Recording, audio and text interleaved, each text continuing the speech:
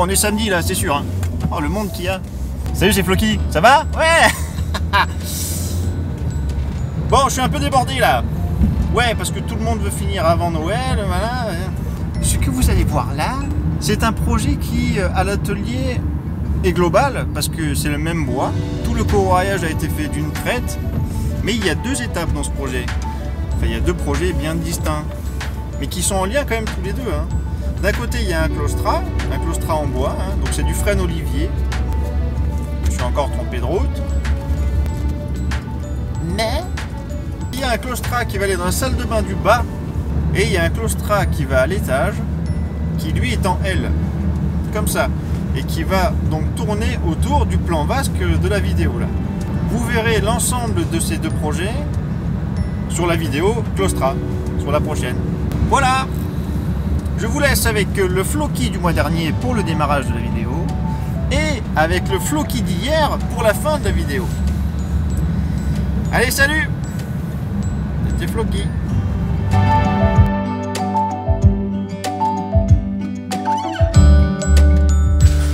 Oui, donc là, je suis allé chercher un autre plateau. Ce que je vais faire, c'est que il va falloir que je déligne. Ben, j'ai déjà déligné en fait, je sais pas pourquoi je dis ça. Oui, ça va être pour un plan vasque. Voilà, c'est-à-dire qu'il y a le plan, il y a une étagère dessous et il y a deux joues qui tombent. Alors soit je vais faire des coupes à 45 degrés, mais bon, je risque de me faire chier pour pas grand-chose. Soit je fais des coupes droites et je pense que je vais plutôt faire ça. Parce qu'en fait, du côté gauche ici, on va voir le claustrat. Il y a l'arrière avec le claustrat aussi, pareil. Il y a un panneau, bien sûr, sur l'arrière. Il faut que le plan fasse 47 de profondeur par rapport à la vasque que le client a acheté. Hein. Voilà, donc là ici 39-40. Ce que je vais faire, c'est que je vais le passer au maximum par rapport au fer de dégo que j'ai. J'ai du 260 là en fer de dégo. Je vais faire 2 x 24, ça sera peut-être plus simple. Déjà ça bougera moins dans le temps et puis je vais inverser les cernes pour que ça se stabilise. Ouais, ça va être bien. Donc 2 x 24, donc 48 cm de plan.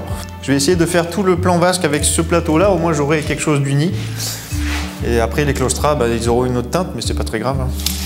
Ouais, je me suis fait un petit stand de charge. Ici, il y a tout ce que j'ai besoin avec la pochette caméra. Et puis, ce sont des boîtes que mon père a fabriquées à l'époque, hein, il y a longtemps. Donc, c'est pour mettre un peu de quincaillerie, des trucs qui traînent, c'est cool quoi. Voilà, petit stand. C'est pas génial ce micro, sans déconner. D'enfer, je peux discuter de là. Ouais, je suis dans la pièce de bois. Là, il y a un méchant nœud. Donc, les deux joues qui tombent. Un plan vasque, ça fait en hauteur, dans les 90 aussi. À peu près, donc il faut compter la hauteur de la vasque et la soustraire bien sûr, parce que si on part de 90 et qu'on rajoute une vasque de 30, on se retrouve avec un truc de 120. Puis 120, c'est vrai qu'on est plutôt à un comptoir de bar hein, pour boire l'apéro quoi. Bon, en ce moment, boire l'apéro, c'est pas vraiment d'actualité. Enfin, en tout cas dans les bars quoi. Hein. Je vais me servir de la chute qui est là, parce que là ici, évidemment, je vais le couper à 240 comme j'ai dit tout à l'heure. Je vais me servir de la chute qui est là pour utiliser pour les joues. Les joues ou ce qu'on appelle aussi jambage, puisque ça va au sol. Ou alors je m'en servirai pour l'étagère. Ouais, ça marche aussi ça. Bon, on va voir, on s'en fout un peu en fait.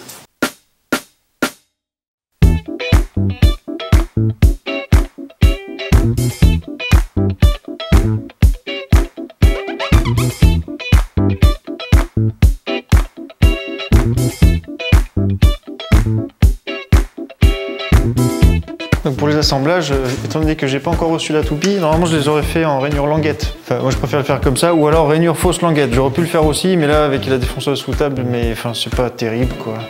Et en fait je parle derrière la caméra du coup, n'importe quoi. Donc je vais assembler tout ça avec des dominos. Par contre colle polyuréthane quoi, ça c'est obligé. Hein. Je vais essayer de trouver des motifs qui soient un peu raccords. Et ça va le faire nickel. Voilà, là par exemple c'est super bien. Donc ça c'est le jambage gauche.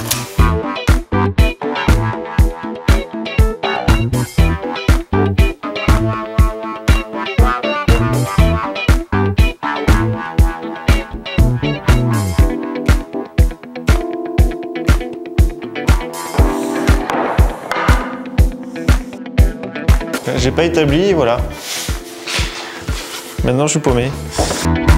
Je te jure. Ouais, ça doit être ça. Eh ben non, toujours pas.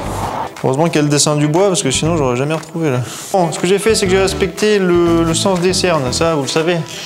Voilà, ici, bon là c'est un peu cramé, voilà, normal. Ici, j'ai les cernes du bois qui font ça. Ça veut dire que le bois quand il va sécher et travailler, il va faire ça. D'accord? De ce côté-là, c'est l'opposé. Il va faire ça. Du coup, il va inverser la tendance. Et là, on a du bois de quartier. Alors bien sûr, un truc que je vérifie tout le temps, c'est l'hygrométrie du bois. Et de la pièce qui va accueillir ce bois, bien sûr. Savoir s'il va y avoir des écarts de température ou pas sur place. Voilà. Là, je suis à 8%. C'est parfait. 7,5. C'est du bois sec. 5%. Alors là, ça m'étonnerait. Ouais, plutôt 8. Hein. Voilà. Bon, bah, il n'y a plus qu'à coller. Domino, colle PU. Combien j'en ai mis déjà là? 6, non? 2, 4, 6. Alors ça, c'est un maillet anti-rebond. Il y a beau essayer, hein, il n'y a pas moyen d'avoir un rebond sur ce machin. Donc c'est assez agréable en fait, parce qu'il n'y a pas le rebond. Tonneau Mortez de 2020 quoi.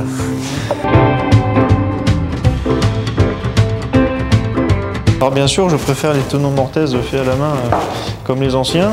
Je trouve ça beaucoup plus classe. Mais par contre, je ne serais pas du tout rentable dans ces cas-là. Quand on a un atelier et qu'on fait un peu de menuiserie pour se détendre après le boulot et tout, parce que c'est une passion, donc c'est génial. Là, faire des tonneaux Mortez, on peut en faire à la pelle. Mais là, moi, j'en vis. Aujourd'hui, j'en vis.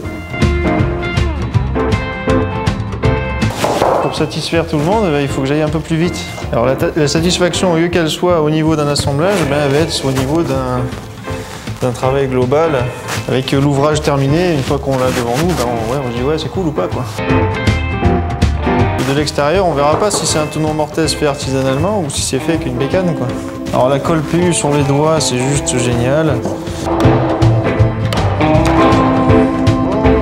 Moi qui parlais d'être rentable, en fait j'ai mis du jeu d'un côté et pas de l'autre. Ce que je voulais faire, hein, c'est très bien en fait. Hein. Voilà, j'y arrivé là.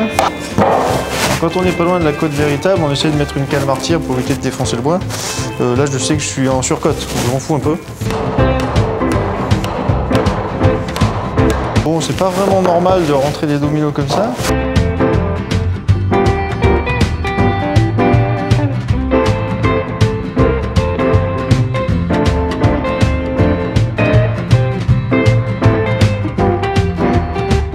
Donc même si là on est à contre-jour, hein, on voit que dalle, hein, j'imagine. Je fais un test pour voir si je suis bien droit à la fin. Avec bien sûr un bois bien dégauchi. Voilà, et là je me rends compte que c'est pas du tout droit. C'est nickel, hein.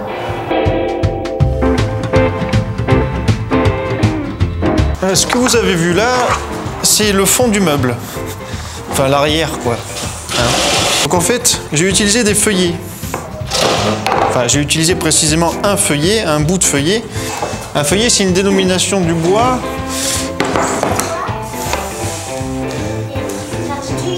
Ouais, je parle tout seul, ouais. Qu'est-ce que tu fais toi là? L'assistant, madame. La pelle. T'es toujours en train de chercher des pelles. C'est incroyable, ça on dirait un maçon. Tu es maçon? Non.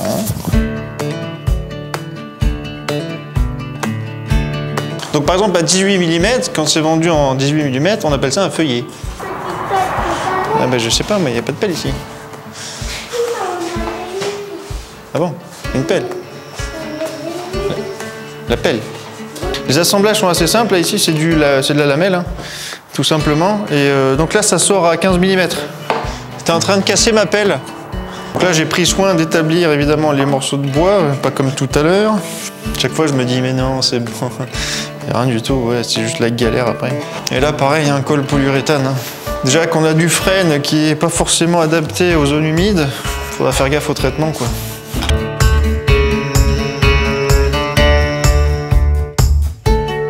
Donc là, à la fin de journée, il est 18 h, hein, j'en ai marre. Depuis 8 h ce matin. Il y a une dizaine de projets qui tournent, vous ne le voyez pas forcément. Et du coup, les journées sont bien remplies à l'atelier en ce moment. C'est chouette.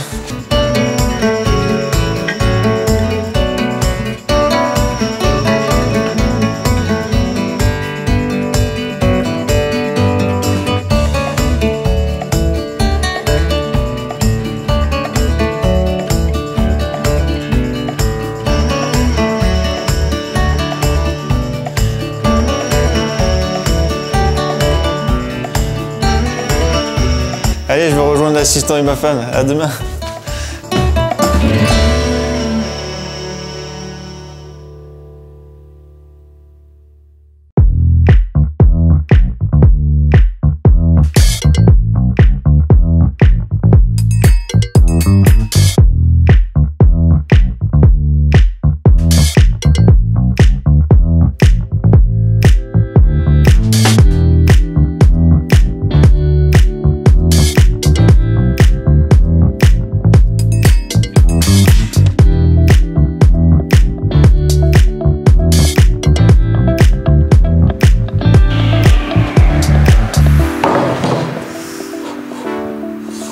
Ah, ah j'ai mal, tellement que c'est d'équerre. Même l'équerre a envie de se barrer. Tu fais pas le poids. Alors ça, c'est du frêne olivier. Hein. Ouais, on s'en rend bien compte. Je vous montre la différence.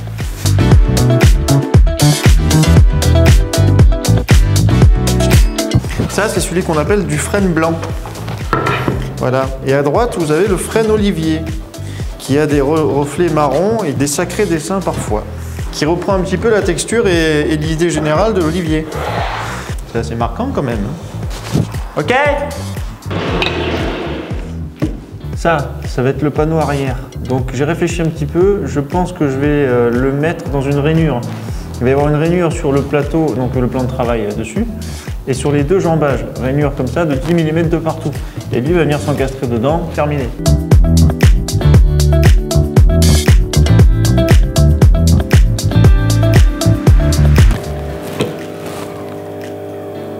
Ça c'est le frein moteur ça. Alors, il dure 10 secondes après la fin du truc.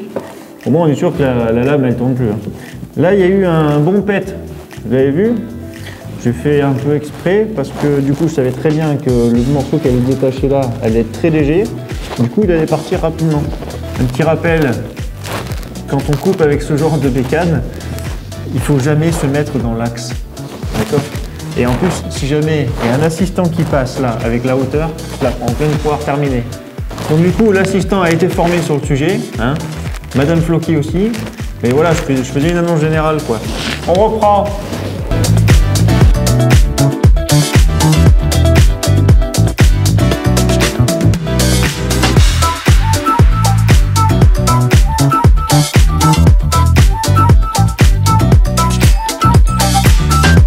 Alors parfois les images valent mieux que des mots. Voilà. Sur la toupie c'est encore pire parce que quand ça part à plus de 200 km/h. Ah non, je sais. Je vais faire les rainures queue d'aronde. Ça va bien le bloquer là, ça c'est sûr. Comme ça il n'y a pas besoin de colle. Si c'est bien fait, il n'y a pas besoin de colle. Donc 15 mm là, sur l'arrière. Là elles sont débouchantes. Hein. Par contre elles ne sont pas débouchantes sur le plan de travail. De toute façon, sur le panneau du dessus, je vais faire juste une rainure simple. Les deux queues d'aronde vont rentrer comme ça, et après vont venir se loger à l'intérieur de cette rainure.